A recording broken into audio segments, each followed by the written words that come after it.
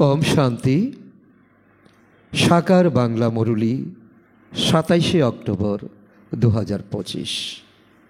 আজকে বাবা বলেছেন, মিষ্টি বাচ্চারা, মন দুর্বল হও দেহ অভিমান, রাগ অভিমান, কান্নাকাটি এসব হলো আসুরি সংস্কার। বাচ্চারা, যা তোমাদের মধ্যে থাকা উচিত নয়। দুঃখ, শোক, মান অপমান সব সহ্য করতে হবে।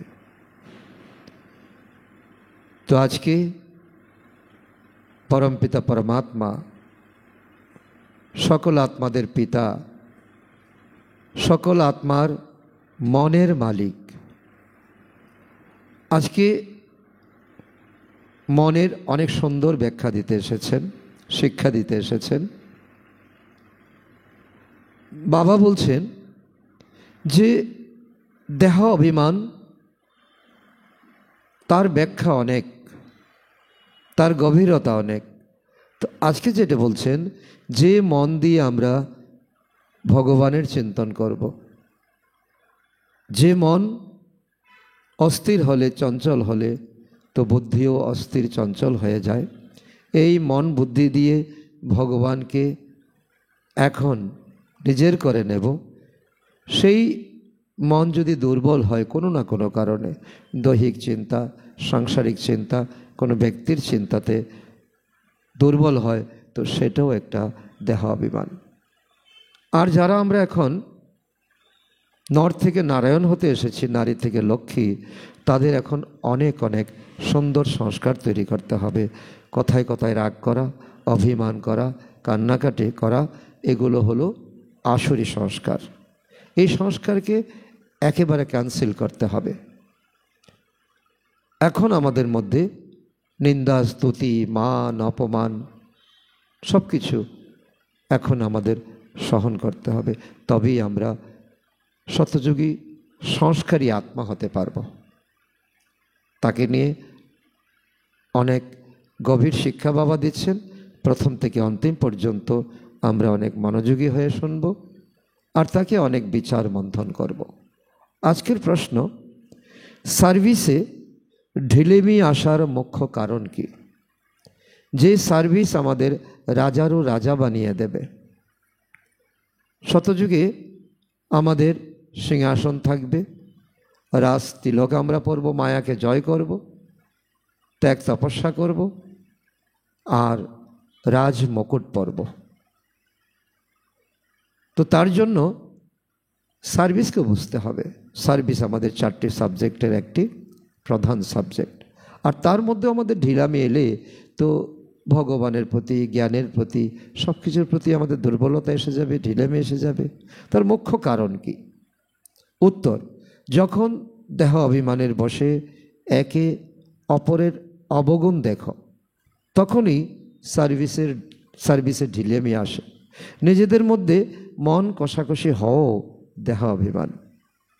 আমি অমুকের সঙ্গে চলতে পারি না, আমি এখানে থাকতে পারি না, এই সবই হলো মনের দুর্বলতা। এইরূপ কথা বলা অর্থাৎ কাটাস্বরূপ হওয়া, অবজ্ঞাকারী হওয়া। বাবা বলেন, বাচ্চারা, তোমরা হলে রুহানি মিলিটারি, তাই আদেশ পাওয়া মাত্র হাজির হওয়া উচিত, কোনো কথা অমান্য করবে না।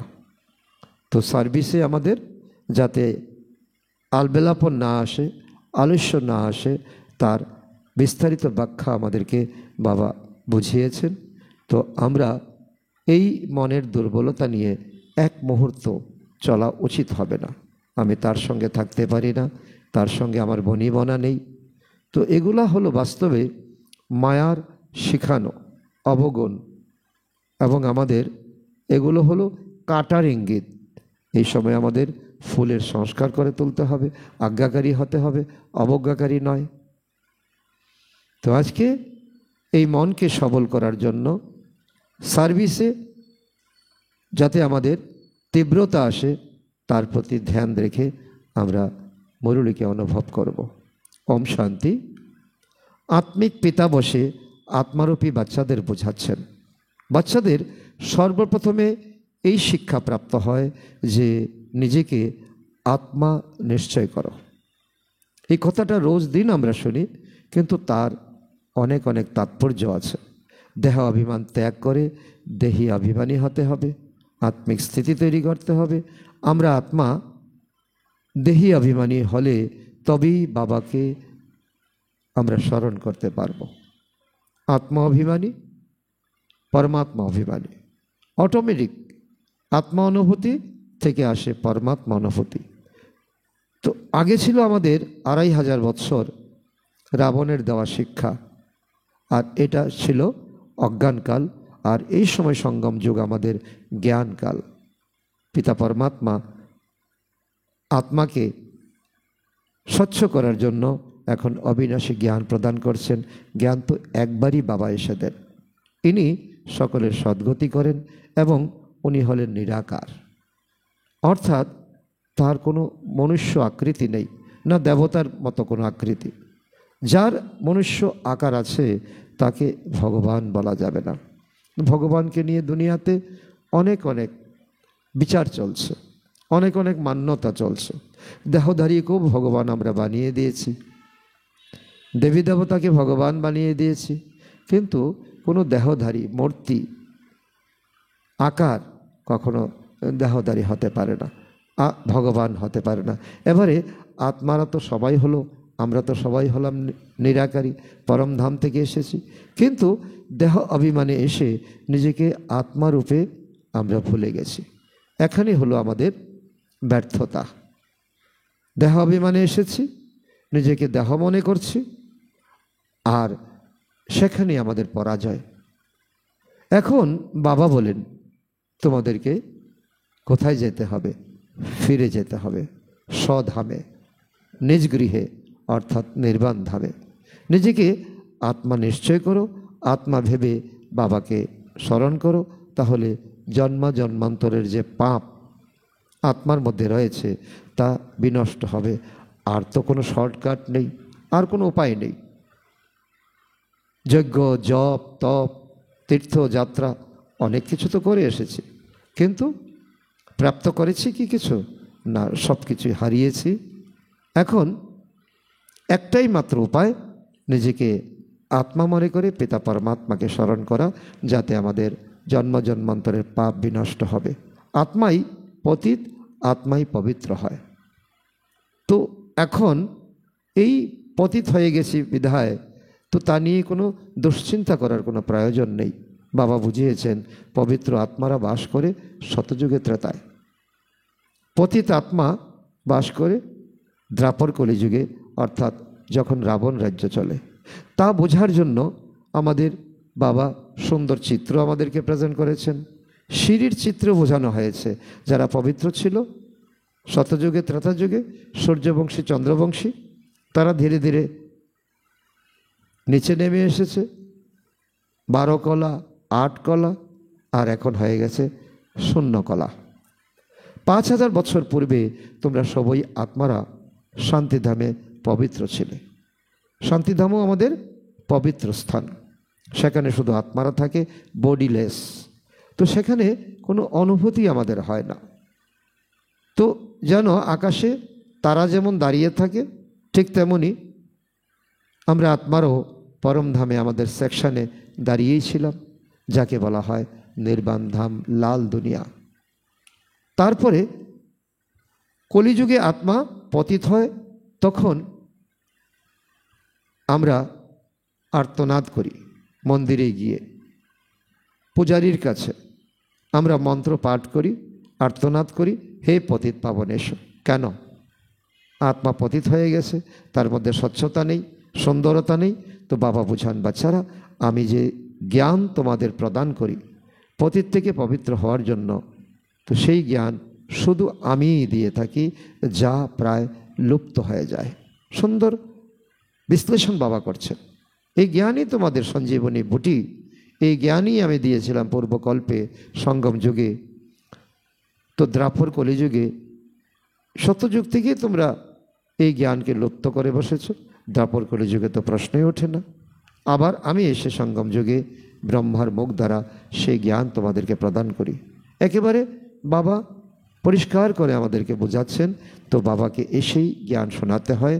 এখানে মানুষ অগণিত শাস্ত্র বানিয়েছে, শাস্ত্র পাঠ করছে এবং ভক্তরা একত্রিত হয়ে সেই শাস্ত্র যিনি পাঠ করছেন ওনার পাঠকে শুনছেন। সত্যযুগে কোনো শাস্ত্র ইত্যাদি থাকে না, সেখানে ভক্তি মার্গের কোনো অস্তিত্ব থাকবে না। এখন বাবা বলেন, তোমরা কেবল আমার দ্বারা পতিত থেকে পবিত্র হতে পারো। আমি সে কাণ্ডারি, তোমাদেরকে আমি এই দুঃখের দুনিয়া থেকে সুখের দুনিয়াতে নিয়ে যেতে এসেছি। পবিত্র দুনিয়া তো নিশ্চয়ই হবে, এখন নেই, তবে হবে নিশ্চয়ই, এবং তোমাদের দ্বারা। তোমাদেরকে আমি ঘষে মেজে আমি স্বচ্ছ করব, পবিত্র করব। আমি তো আত্মারূপী বাচ্চাদের এসেই এই রাজযোগ শিক্ষা প্রদান করি। এই রাজযোগের দ্বারাই তোমরা অস্বচ্ছ থেকে স্বচ্ছ হবে, তমপ্রদান থেকে শতপ্রদান হবে। দিব্যগুণও তোমাদের ধারণ করতে হবে। মনে রাখতে হবে, দিব্যগুণ হচ্ছে আমাদের উপরে ওঠার সবথেকে বড় আধার। রাগ, অভিমান করা, কান্নাকাটি করা, এসব হলো আসুরি স্বভাব, যা তোমাদেরকে রাবণ শিখিয়েছে। বাবা বলেন, দুঃখ সুখ মান অপমান সবই বাচ্চাদের সহ্য করতে হয়। মান অভিমান নিন্দা স্তুতি এই সময় তোমাদের কাছে পরীক্ষা হয়ে আসবে, আর তাকে তোমাদের সহ্য করতে হবে। মন দুর্বল মোটেই করবে না। আমি অমুক স্থানে থাকতে পারবো না, এও এক প্রকারের দুর্বলতা, আনঅ্যাডজাস্টমেন্ট। তার জন্য তো বাবা বলে কি, তোমাদের এখন ম্যাচিং পার্সোনালিটি দরকার। সকলের সঙ্গে অ্যাডজাস্ট হয়ে যাবে, সকলের সঙ্গে মিলেমিশে থাকতে হবে। হইচইয়ের মধ্যে তোমাদের শান্ত থাকতে হবে। আর কেউ রাগ করলেও তুমি রাগ করে বাবার শিক্ষার অমর্যাদা করবে না। অমুকের সব স্বভাব এই রকম এমন আমরা বিশ্লেষণ করি, তো ও ওই রকম, ওর ঈশ্বরীয় জ্ঞান প্রাপ্ত করা মোটেই সম্ভব হবে না। তো বাবা বলে কি, এরকম অপবাদ দেওয়া, কারোর সম্পর্কে মন্তব্য করা, এসব কিছুই তোমার মধ্যে থাকা উচিত নয়। মুখ দিয়ে যেন সর্বদা ফুলের মতো, মধুর মতো, মিষ্টির মতো কথা বের হয়, কাঁটার মতো নয়। লক্ষ্য রাখতে হবে, কাঁটা তোমাদেরকে রাবণ বানিয়েছে, আর মধুরতা বাবা শেখাচ্ছে। অনেক বাচ্চাদের মুখ থেকে কাঁটার মতো কথা বের হয়। কাউকে ক্রোধ করা, এটাও হলো কাঁটা। একে অপরের সঙ্গে মন কষাকষি তো অনেক হয়, এটাও হলো কাঁটা। দেহ অভিমানের বশে একে অপরের অবগুণ দেখে নিজের মধ্যেও অনেক রকমের অবগুণ থেকে যায়। অন্যের অবগুণ দেখলে তো এটা সঙ্গে সঙ্গে তো ছুঁই মার্গের মতো নিজের মধ্যে এসে যায়, তাই তোমাদের সার্ভিস ঢিলে হয়ে যায়। যে সার্ভিস দিয়ে তুমি সিংহাসনে বসবে, আর এই সার্ভিস করতে তোমরা পিছুপা হয়ে যাও। তো বাবা বুঝান এইসব ড্রামা অনুযায়ী হয়। তো এবং সঠিকও তোমাদের ড্রামা অনুসার হতে হবে, হয়েছিলে আবারও হতে হবে। মিলিটারি সৈন্যবাহিনী যখন যুদ্ধে যায়, তখন তাদের কাজই হলো শত্রুদের সঙ্গে যুদ্ধ করা। বন্যা হলে বা কিছু ঝামেলা হলেও মিলিটারিদের ডাকা হয়। তখন মিলিটারিরা এসে কুলি মজুরের কাজও করে। গভর্নমেন্ট মিলিটারিকে অর্ডার করে সমস্ত মাটি ভরো, তখন তারা এই কাজে নেমে পড়ে। ওরা কোদাল নিয়ে, কেউ না এলে গুলির মুখোমুখি হতে হবে। গভর্নমেন্টের আদেশ পালন করতে বাধ্য তারা। বাবা বলেন, তোমরা সার্ভিস করার জন্য বাধ্য। তো মিলিটারির সঙ্গে বাবা আমাদেরকে তুলনা করছেন। মিলিটারি যেমন যে কোনো পরিস্থিতিতে, ঝড় বৃষ্টি, তো প্রাকৃতিক দুর্যোগ, সে সকল সময়ে সকল কার্যে তারা পারদর্শী হয়। রাতারাতি তারা পুল বানিয়ে দেয়। ঠিক তেমনি তোমাদেরকেও সদা হাজির থাকতে হবে। গভর্নমেন্টের অর্ডার যেমন আসবে, বাবা যেখানে সার্ভিস করতে যেতে বলবেন শীঘ্রই হাজির হওয়া উচিত। অমান্য করলে তোমাদেরকে রুহানি মিলিটারি কখনো বলা যাবে না। তারা হৃদয় আসনে কখনো স্থান প্রাপ্ত করতে পারবে না। ক্লিয়ার বাবা বলেছেন যে কোনো আত্মাকে ঘৃণা নয়, বাবা ঘৃণা করছেন না। বলছে যে যার জন্য তোমরা রেখেছ, এই কাজ যদি তোমরা না করো, তাহলে আমার হৃদয় কি করে বসবে? আমি বা তোমাদের হৃদয়ে কি করে বসব? তোমরা হলে বাবার সহযোগী, সবাইকে বার্তা পৌঁছে দিতে হবে। ঈশ্বর পরমপিতা পরমাত্মা যিনি সর্বশক্তিমান, তিনি এসেছেন ব্রহ্মার দ্বারা এবং বলছেন নিজেকে আত্মা মনে করে পিতা পরমাত্মাকে স্মরণ করো। তো এই শর্টকাট শিক্ষা এখন তিনি দিচ্ছেন। এখন মিত্র সম্বন্ধী, প্রতিবেশী, দূর দূরান্তে সবাইকে এই খবর দিতে হবে। যদি কোথাও বিশাল মিউজিয়াম খোলা হয়, 10 মাইল দূরে আছে, তবু সার্ভিস করতে তো যেতে হবে, তাই না? খরচের চিন্তা করবে না। সবচেয়ে বড় গভর্নমেন্ট অসীম জগতের পিতার আদেশ প্রাপ্ত হয়েছে, যার রাইট হ্যান্ড হলেন ধর্মরাজ। কারণ ঈশ্বরের কথা না মানলে তো এখন ধর্মরাজের সাজা খেতে হবে। তার শ্রীমত অনুযায়ী না চললে পতন অনিবার্য। শ্রীমত বলে নিজের দৃষ্টিকে সিভিল বানাও। কারণ দৃষ্টি আমাদেরকে মনোবৃত্তিকে খারাপ করে দেয়, মন দুর্বল করে দেয়। তো দৃষ্টিকে আমাদের সঠিক বানাতে হবে। কাম বিকারকে জয় করবার সাহস থাকা চাই, অদম্য উৎসাহ। আমাকে দেবী দেবতার দুনিয়াতে যেতেই হবে, কাম বিকারকে ত্যাগ করতে হবে। বাবার হুকুম পালন না করলে ধ্বংস হয়ে যাবে, 21 জন্মের রাজ্যভাগ্য প্রাপ্ত হবে না। বাবা ভবিষ্যৎবাণী সব কিছু করে দিচ্ছেন। বাবা বলেন, বাচ্চারা ছাড়া আমাকে কাউকে কখনো চিনতে পারে না, তোমরাই চিনতে পারবে। তোমরাই পূর্বকল্পে হয়েছিলে আজ্ঞাকারী। কল্পপূর্বের যারা, তারাই আস্তে আস্তে জ্ঞানে আসবে। এমন নয় হুড়মুড় খেয়ে সকলে এসে পড়বে, তা নয়। তার জন্য তোমাদের ধৈর্যতা থাকতে হবে। এই হলো একেবারে নতুন কথা, এই হলো গীতার যুগ। কিন্তু শাস্ত্রে এই সঙ্গম যুগের বর্ণনা নাই। তার জন্য ভক্তরা যারা অজ্ঞানী, তারা দ্বিধাদ্বন্দ্বে পড়ে গেছেন। গীতাকেই দ্রাপরে নিয়ে গেছে, কিন্তু যখন রাজযোগ শেখানো হয়েছিল তখন নিশ্চয়ই সঙ্গম যুগ ছিল, তাই না? সঙ্গম বিনা তিনি আসতেন পারে না। কারণ এই কলিযুগের শেষ, শতযুগের শুরু, এই সঙ্গমে তিনি আসেন। কিন্তু কারো বুদ্ধিতে এই কথা বসে না। এখন তোমাদের জ্ঞানের নেশা আছে, অদম্য উৎসাহ তোমাদের। মানুষের হলো ভক্তির নেশা। তারা বলে ভগবান এলেও আমরা ভক্তি ছাড়ব না। তো বাবা বলছে কতটুকু তাদের তো অন্ধশ্রদ্ধা। ভগবানকেও এখানে তারা তোয়াক্কা করছে না, বলে ভগবান এসে বললেও আমরা ভক্তিকে ছাড়ব না। তার মানে কি? রাবণ তাদের মনে বসে গেছে, বুদ্ধিতে বসে গেছে। তো এই উত্থান পতনের সিঁড়িটি খুবই ভালো, 84 জন্মের উত্থান আর পতনের ইতিহাস। তবুও মানুষের চোখ খোলে না, মায়ার নেশায় একেবারে মত্ত হয়ে আছে।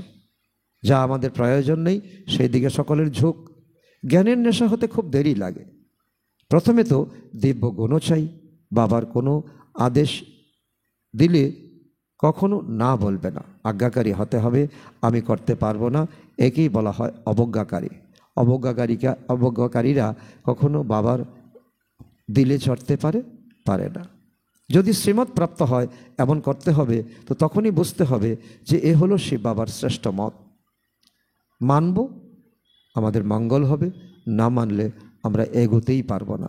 তিনি হলেন সদ্গতি দাতা। দাতা কখনো উল্টো মত দিতেই পারেন না। বাবা বলেন, আমি ব্রহ্মার শরীরে অনেক জন্মের অন্তিম জন্মে আমি এসে প্রবেশ করি। লক্ষ্মী ওনার চেয়ে উঁচু স্থান অর্জন করে। গায়নও আছে না, নারীদের আগে রাখা হয়, প্রথমে লক্ষ্মী, তারপর নারায়ণ। যথা রাজারানী তথা প্রজা। যেমন রাজারানী হয়ে গেছেন এই সংসারেও, এখন আমাদের সংসারকে মাতৃতান্ত্রিক বানাতে হবে, মায়েদেরকে আগে রাখতে হবে, মায়েদেরকে সম্মান করতে হবে। তোমাদেরও এমন শ্রেষ্ঠ হতে হবে। এই সময় সম্পূর্ণ দুনিয়ায় হলো রাবণ রাজ্য। সবাই বলে কি চাই? রাম রাজ্য চাই। এখন হলো সঙ্গম। যখন এই লক্ষ্মীনারায়ণের রাজত্ব ছিল তখন রাবণ রাজ্য ছিলই না।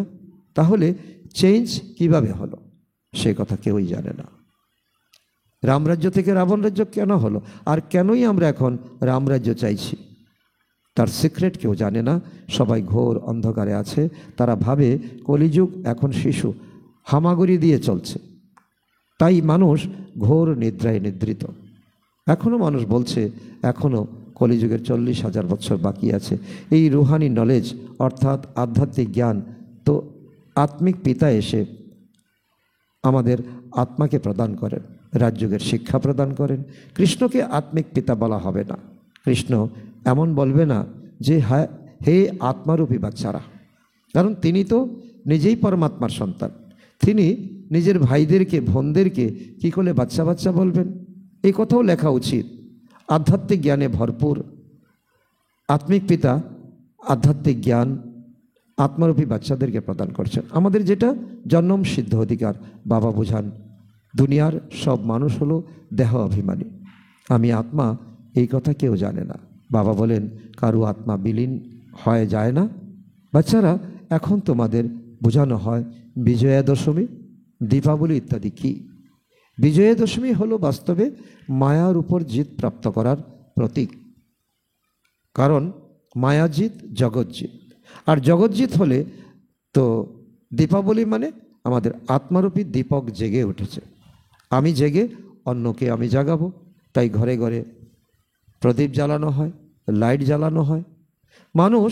মানুষ তো যা কিছু পূজা অর্চনা করে সবাই অন্ধবিশ্বাসের বশে, যাকে পুতুল পূজা বলা হয়, পাথর পুজো বলা হয়। এখন তোমরা পারস বুদ্ধি হয়েছ, তাই পাথর পুজো করতে পারো না, কারণ তোমাদের এখন বিশ্বাস জেগেছে।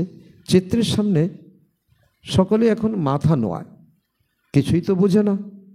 যদিও তারা বলে জ্ঞান ভক্তি বৈরাগ্য, তো জ্ঞান আধা কল্প চলে, তারপর ভক্তি আরম্ভ হয়। এখন তোমরা জ্ঞান প্রাপ্ত করো, তখন ভক্তির প্রতি বৈরাগ্য এসে যাওয়া উচিত বা এসে যায়, আর তবেই তোমাদের এখন সদ্গতি প্রাপ্ত হবে। এই দুনিয়ায় পরিবর্তন হয়, কলিযুগে ভক্তি আছে, আর সঙ্গম যুগে এখন তোমরা জ্ঞান প্রাপ্ত করছো। শতযুগে ভক্তি থাকবেই না, তার সংস্কার এখন তোমাদের তৈরি করতে হবে। সেখানে হলোই পূজ্য, কোনো পূজা পাঠের কোনো প্রয়োজন নেই, কারো কোনো দুঃখ দুর্দশা থাকবে না। বাবা বলেন বাচ্চারা, তোমরা মাথা নত কেন করো? আধা কল্প তোমরা মাথা নত করেছো রাবণের কথায়, টাকা পয়সা অনেক খরচ করেছো, অনেক তীর্থযাত্রা করেছো, প্রাপ্তি কিছুই হয়নি। হয়েছে কি? হয়নি। মায়া একেবারে মণ্ডন করে দিয়েছে, কাঙ্গাল করে দিয়েছে। পরে বাবা এসে সকলের মাথা ঠিক করেন, কারণ তোমরা চঞ্চল ছিলে, চঞ্চল বৃত্তির ছিলে। এখন তোমাদেরকে শান্ত করেছেন, মাথা তোমাদের ঠিক করছেন। এখন ধীরে ধীরে কিছু ইউরোপিয়ানরাও বুঝছে যে এখন সংসারের জগতে ধন উপার্জনে কম্পিটিশনে কোনো শান্তি নেই। শান্তি আছে মন একাগ্র করার মাধ্যমে, আত্মা উপলব্ধি এবং পরমাত্মা উপলব্ধির মাধ্যমে, যা নাকি এই প্রজাপিতা ব্রহ্মাকুমারী ঈশ্বরীয় বিশ্ববিদ্যালয়ে বোঝানো হয়। বাবা বুঝিয়েছেন এই ভারতবাসীরা তো একেবারে তমগুণী হয়ে গেছে। অন্য ধর্মের মানুষ তো পরে আসে, তাই সুখ দুঃখ সবই কম ভোগ করে। ভারতবাসীরা তো সুখ দুঃখ ভারতবাসীদের সবই বেশি। আধা গল্প আমাদের সুখ, আধা গল্প আমাদের দুঃখ। শুরুতে প্রচুর বিত্তশালী, একদম বিশ্বের মালিক হয়ে যাও তোমরা, সূর্যবংশীর উত্তরাধিকার হও, তোমাদের আকিচার ধন সম্পদ সব কিছু থাকে। অন্য ধর্মের মানুষ কেউ প্রথমে বিত্তবান থাকে না, পরে বৃদ্ধি হতে হতে বর্তমানে তারা বিত্তবান হয়েছে। এখন তোমরা গরিব হয়ে গেছো, গরিব হয়েছো বিধায় এখন ভগবানকে তোমরা চিনছো। তারা ধনী হয়েছে বিধায় তারা ভগবান থেকে দূরে, আর তাদের শতযুগে পাঠও থাকবে না। এখন সবচেয়ে ভিখারি হয়েছে এই ভারত, যে ভারতে পরমাত্মার এখন অবতরণ হয়েছে। অন্ধশ্রদ্ধাগত ভারত তো হয়েছে ভারত। এখন তো এও ড্রামায় ফিক্স আছে। বাবা বলেন আমি যাকে স্বর্গ বানাই সেই স্বর্গ একসময় নরকে পরিণত হয়। মানুষ বানর বুদ্ধি হয়ে গেছে, তাদেরকে আমি এসে মন্দির যোগ্য বানাই। বিকার হলো খুবই কঠিন। ক্রোধ তো বিকারী মানুষের ক্রোধ অনেক বেশি থাকে, তোমাদের মধ্যে ক্রোধ একেবারে থাকা উচিত নয়। খুব মিষ্টি, শান্ত, অতি মিষ্ট স্বভাবের হওয়া উচিত। মুখ দিয়ে একটা পাথরও তোমাদের বের হওয়া উচিত নয়। এই কথাও তো জানো না, কোটিতে কেউ এসে জ্ঞান মার্গে রাজ্যভাগ্য নেবে। বাবা বলেন আমি এসেছি তোমাদের নর থেকে নারায়ণ বানাতে। তার মধ্যে 8 রতন হচ্ছে মোক্ষ, 8 রতন, আর মাঝখানে বাবা। তো 8টি পাস উইথ অনার্স আত্মা, তাও নম্বর অনুযায়ী পুরুষার্থ অনুসারে। সারা পৃথিবীর মধ্যে এখন কম্পিটিশন। দেহ অভিমান ভঙ্গ করতেই খুব পরিশ্রম লাগে। এখন দেহি অভিমানী হতে হবে, তার মধ্যেই পরিশ্রম। দেহবোধ বা অনুভূতি যেন একেবারে মিটে যায়। কেউ পাক্কা ব্রহ্মজ্ঞানী যারা থাকে তাদেরও এমন অনুভব হয়। বসে বসে দেহ ত্যাগ করে দেয়। বসে থেকে এমনভাবে দেহ ত্যাগ করে সম্পূর্ণ বায়ুমণ্ডল একেবারে শান্ত হয়ে যায় এবং প্রায় সময় ভোরবেলায় শুদ্ধ সময় তারা দেহ ত্যাগ করে। দেহ ত্যাগ করে রাতের বেলায় মানুষ নোংরা কাজ করে, সকালে স্নান ইত্যাদি করে ভগবানের নাম নেয়, পূজা করে। বাবা সব কথা বুঝিয়ে বলেন। প্রদর্শনী ইত্যাদিতে সর্বপ্রথমে তোমরা অল্ফের পরিচয় দাও। প্রথমে অল্ফ এবং বে। বাবা হলেন একমাত্র নিরাকারী। বাবা হলেন রচয়িতা। তিনি বসে রচনার আদি মধ্যের অন্তের জ্ঞান বুঝিয়ে দেন। বাবা স্বয়ং বলেন, মামেকম স্মরণ করো। দেহের সম্বন্ধগুলি ত্যাগ করে নিজেকে আত্মা নিশ্চয় করে মামেকম স্মরণ করো। এটাই হলো তোমাদের ত্রাণ। বাবার পরিচয় তোমরা দেবে, তখন কারো সাহস থাকবে না প্রশ্ন উত্তর করার। প্রথম বাবার কথায় নিশ্চয় হয়ে যাক, তারপর বলো 84 জন্ম এইভাবে গ্রহণ করা হয়। চক্রের কথা বুঝে নেবে।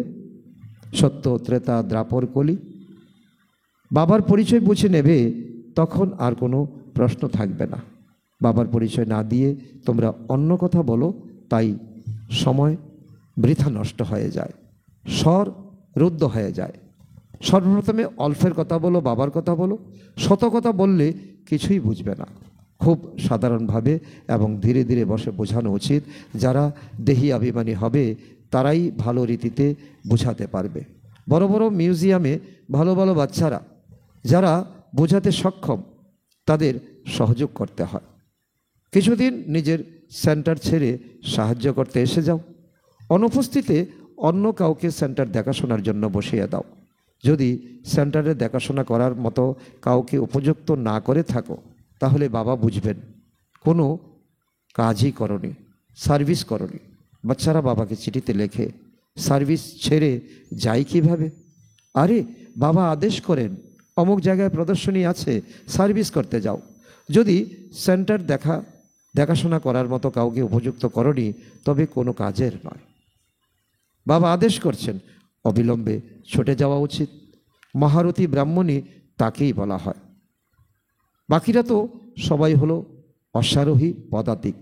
সবাইকে সার্ভিসে সাহায্য করতে হবে। এত বছরে তোমরা কাউকে নিজের মতো বানাওনি, তাহলে কি করেছো তবে? এতদিনে মেসেঞ্জার বানাওনি যে সেন্টারে দেখাশোনা করবে? বিভিন্ন রকমের মানুষ আসে, তো যাদের সঙ্গে কথা বলার বুদ্ধি চাই।